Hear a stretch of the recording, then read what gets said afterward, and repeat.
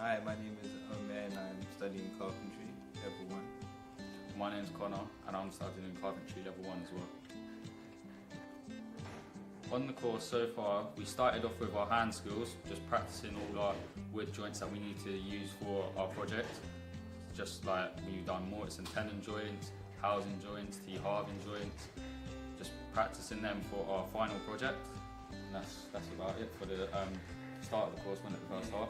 And then we put all those skills into a frame that we had to do for our assessment and made sure that's square so it can be assessed properly, and then we did a write-up regarding that as well.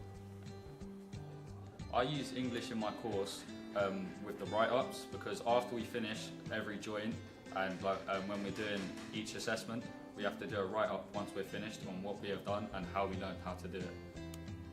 And then regarding maths, we use different measurements, and we sometimes use compasses as well to make circles, and to find out the area as well for when we're doing flooring, when we talk about that. So after we finish our course, we're going to do level 2 and progressing to learn more, and then just take it further. Yeah, and then we're both looking at apprenticeships after we finish level 2 and 3. So then we'll be working on a building site as fully qualified carpenters.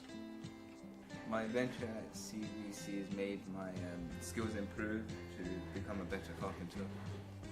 My adventure at CBC has helped me gain friends and socialise more with other people.